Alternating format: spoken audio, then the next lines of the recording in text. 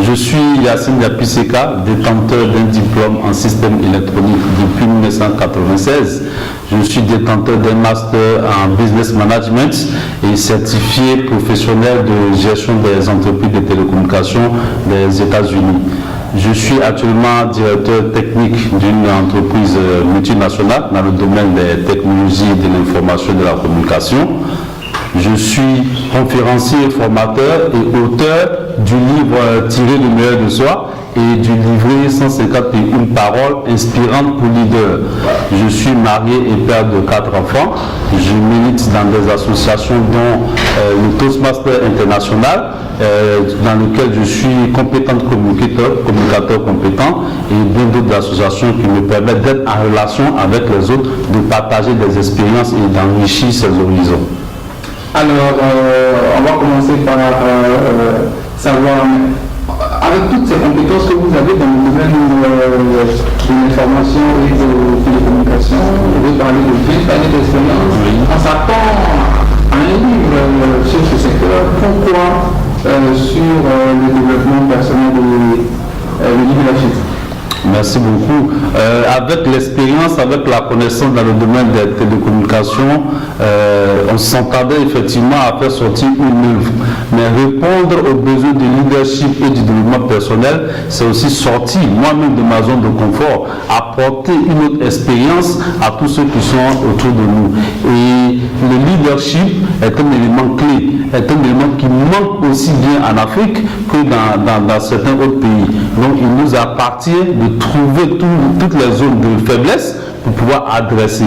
Et le développement personnel, je le comparerais à un mendiant qui a assis sur un coffre d'or et qui mendie chaque jour, qui ne sait pas qu'il y a de l'or. Et le développement personnel lui permet de savoir qu'il a assis sur ce coffre d'or et que le livre Tirer le meilleur de soi est la clé pour ouvrir ce coffre d'or. C'est à ces besoins que répond ce livre sur le leadership et le développement personnel.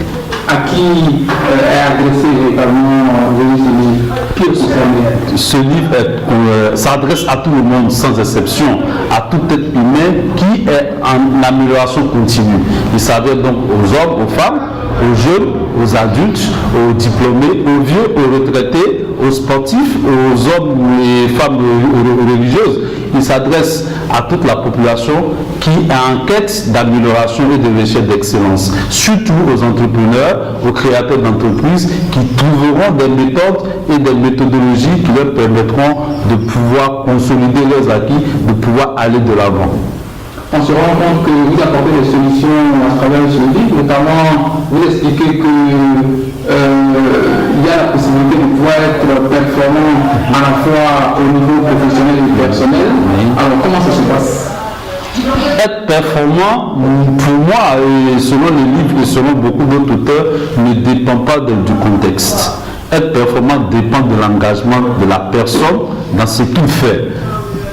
En ce sens qu'il n'y a plus de différence entre le domaine du travail, le domaine personnel et d'autres domaines. Si nous avons les méthodes et les capacités et l'engagement d'être performant en entreprise où il y a beaucoup de facteurs contraignants, alors nous sommes capables de devenir encore plus performants dans les domaines où nous travaillons, ou dans les domaines où nous exerçons le domaine familial, le domaine social. Parce que les méthodes qui marchent ailleurs peuvent être transposées et être adaptées à ces situations-là. Donc la personne est une, c'est une unicité. Et notre esprit nous permet de pouvoir transposer toute connaissance d'un domaine à l'autre. Il ne s'agit pas d'être performant en entreprise et d'être malheureux dans le reste de sa vie. Cela ne donnerait aucun sens. Dans un passage de votre livre, vous affirmez que se focaliser sur ces problèmes n'est pas une bonne attitude. Qu'est-ce que vous proposez aux uns et aux autres quand ils sont face à des difficultés? Merci beaucoup. Effectivement, dans le chapitre qui est aller aux solutions, elles sont en vous, ce qui concerne la recherche de solutions, je cite effectivement que se focaliser sur le problème n'est pas la bonne attitude parce qu'un problème est appelé à être résolu. Donc, comprendre le problème, le décortiquer afin de proposer des solutions et de les résoudre. La finalité, c'est de proposer des solutions et non pleurnicher ou être la victime du problème. Il y a des problèmes qui ne sont pas de notre ressort, il y a des facteurs externes qui arrivent. Mais si nous recherchons, nous nous concentrons sur la solution, c'est qu'il nécessite une compréhension du problème et non uniquement citer le problème sans chercher des solutions. Donc c'est pour prendre conscience, pour dire que les problèmes font partie inhérente de notre vie et nous sommes ceux qui doivent apporter des solutions, décortiquer le problème, l'analyser et en fait produire des solutions et en choisir une afin de l'implémenter. Est-ce que vous pouvez nous expliquer ce que c'est que vivre à 360 degrés? Merci beaucoup. Vivre à 360 degrés est un concept, c'est un outil qui nous permet à chaque étape de mener la réflexion, de tenir compte de 7 domaines principaux de notre vie, 7 domaines principaux et essentiels. Le premier domaine, c'est le domaine personnel, parce qu'il s'agit de nous-mêmes, il s'agit de notre vie, il s'agit de tirer le meilleur de nous-mêmes. Nous devons tenir compte alors de notre santé, de notre capacité à apprendre, de notre capacité à nous développer, de notre capacité à apporter des solutions aux problèmes qui nous sont posés. Le second domaine est le domaine familial. Nous naissons d'une famille et nous sommes appelés selon les circonstances à former une famille. Et cet environnement, ce cadre aussi nous offre des possibilités d'apprendre et de proposer des solutions, d'être un leader dans cette famille. Le troisième domaine est le domaine social. Nous vivons la famille et après la famille c'est la communauté. Le domaine social, nous sommes en interaction avec les autres.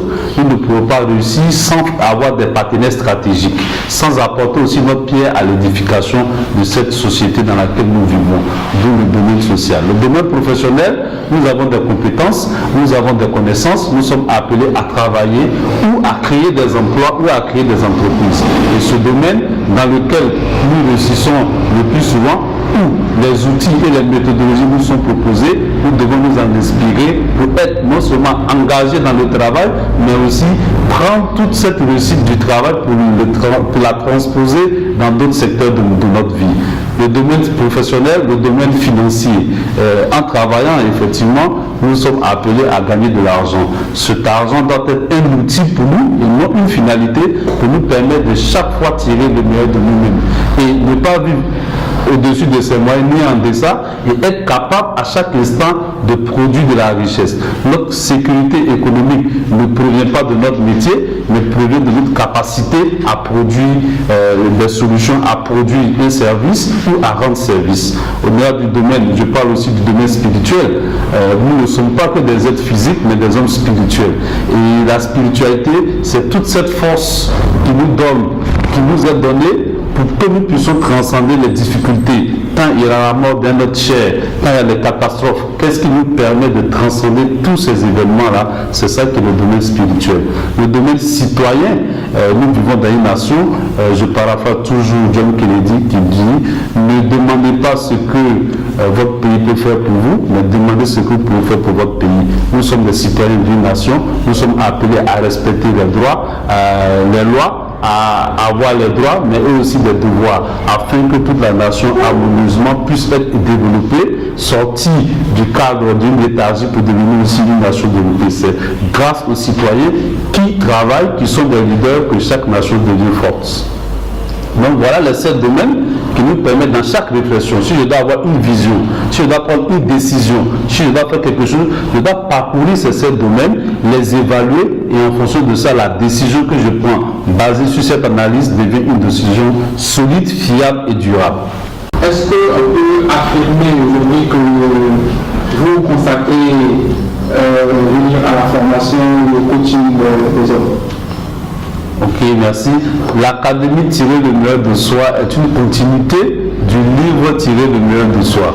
C'est un livre de leadership et de développement personnel. Chacun, en fonction de son niveau, a besoin d'être développé. Pour celui qui peut le lire uniquement et en tirer les leçons pour améliorer sa vie, je crois que c'est déjà une bonne chose. Mais pour d'autres personnes, ils peuvent le lire, mais ils ont besoin d'un accompagnement. Un accompagnement pour produire son plan d'affaires, qui est un chapitre du livre. Un accompagnement pour pouvoir communiquer. Un accompagnement pour connaître tous les obstacles qui nous empêchent d'atteindre notre vision. Un accompagnement pour déterminer non seulement sa mission de vie, sa vision, ses objectifs, quelles sont les valeurs. Un accompagnement pour avoir de la passion, pour créer un réseau. Donc, d'où une académie de formation. Se consacrer à l'académie pour l'instant, ce n'est pas l'objectif. Pour l'instant, je suis consacré à un travail que je fais et les samedis, certains jours ouvrables, je discute avec des amis, avec des personnes qui sont intéressées, qui ont déjà payé les livres, afin que, avec ces échanges, chacun puisse enrichir sa vie. C'est à cela que répond l'académie de formation, qui aura des experts aussi qui pourront dispenser des séminaires, des conférences et des formations aux jeunes, aux adultes, aux hommes d'affaires et à tout créateur d'entreprise. Où est-ce qu'on peut se procurer les livres?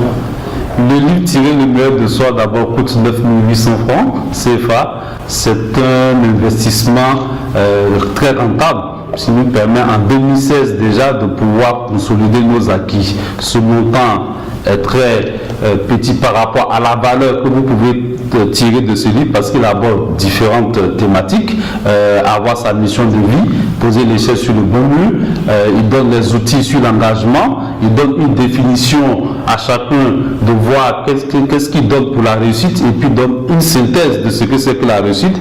Il permet aussi de comprendre tout l'outil de vivre à 360 degrés. Il propose une démarche et une méthode en 15 étapes pour un plan d'affaires. Il donne les moyens de savoir communiquer, de créer un réseau, d'aller rechercher les solutions qui sont en nous et de nous dire, de nous concentrer sur rendre service aux autres, c'est-à-dire l'amour qui est la finalité et la source de toute action. Ce livre est disponible dans les grandes librairies, la librairie de France, le réseau de la librairie de France, à la FNAC Cap Nord, Cap Sud, dans les agences MTN Côte d'Ivoire, dans beaucoup d'autres librairies et aussi à la boutique Lovely Fashion au 22 00 00 au 44 07 27 27. Vous appelez ce numéro et la livraison est gratuite. Je vous remercie.